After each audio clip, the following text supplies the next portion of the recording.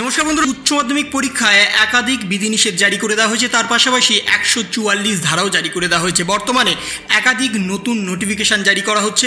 2023 সালে মাধ্যমিক পরীক্ষায় প্রশ্ন ফাঁস হয়ে গেছে, সেই সমস্ত বিষয় মাথায় রেখেই কিন্তু নতুন করে নোটিফিকেশন জারি করে দিয়েছে উচ্চ মাধ্যমিক শিক্ষা সংসদের তরফ থেকে, এবং সেই নোটিফিকেশনে একাধিক নির্দেশিকা দিয়ে দেওয়া হয়েছে। পরীক্ষা চলাকালীন কোনো অবাঞ্ছিত ব্যক্তি যেন ভেন্যুর 50 মিটারের মধ্যে প্রবেশ করতে না পারে তা নিশ্চিত করতে হবে। 144 ধারা জারি করতে হবে। পরীক্ষা কেন্দ্রের কাছাকাছি কোনো ফটোকপির দোকান খোলা যাবে না। এ সকল ক্ষেত্রে পুলিশ এবং প্রশাসনে সাহায্য নেবে সেন্টার ইনচার্জ।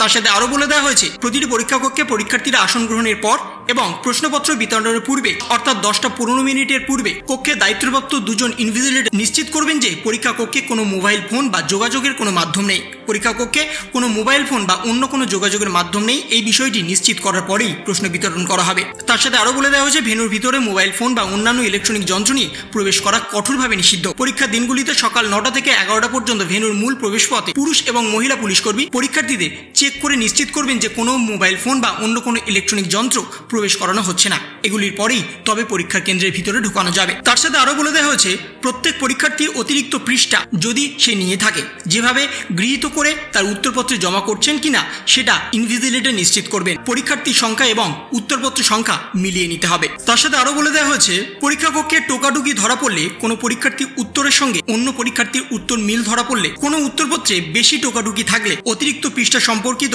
তথ্য না মিললে বা উত্তরপত্রে অস্বাভাবিক ধরা পড়লে সংশ্লিষ্ট পরীক্ষার্থীকে রিপোর্ট এগেনস্ট অর্থাৎ আরএ করে দিতে হবে। সংশ্লিষ্ট পরীক্ষার্থীকে ম্যাল প্র্যাকটিস ইনকোয়ারি কমিটির সামনে উপস্থিত করে জবাবদিহি করতে হবে এবং তার সঙ্গে সেই পরীক্ষার্থীর ফল প্রকাশ বিলম্ব ঘটাতে হবে। ভোকেশনাল বিষয়ে পরীক্ষার্থীদের জন্য আলাদা রুমের ব্যবস্থা করতে হবে এবং নোটিফিকেশনে প্রতিটি উচ্চপদস্থ ব্যক্তির কাছে আলাদা আলাদাভাবে এই নোটিফিকেশনটা পাঠানো হয়েছে। ইনভিজিলেটর থেকে শুরু করে জেলা সম্পাদক থেকে শুরু করে প্রতিটি ডিপার্টমেন্টে এই নোটিফিকেশন পাঠানো হয়েছে এবং সরাসরি আপনাদের সামনে এই নোটিফিকেশনটা তুলে ধরলাম, যাতে আপনাদের পরীক্ষা হলে ঢুকতে, পরীক্ষা দিতে এবং কি কি রেস্ট্রিকশন মানা হচ্ছে পর্ষদের তরফ থেকে, সেই সমস্ত বিষয়গুলি যদি আপনারা আগে থেকে জানেন তাহলে আপনাদের অনেকটাই সুবিধা হবে, আপনাদের পরীক্ষা দিতে কোনো রকম অসুবিধা হবে না। তাহলে এই ছিল একটা ছোট্ট ইনফরমেশন আপনাদের সকলের জন্য। যদি আপনাদের ভিডিওটা ভালো লেগে থাকে তবে লাইক করুন, শেয়ার করুন এবং অবশ্যই সাবস্ক্রাইব করুন। তার পাশাপাশি আপনার মতামত কমেন্টের মাধ্যমে জানান। ভালো থাকুন, সুস্থ থাকুন, ধন্যবাদ।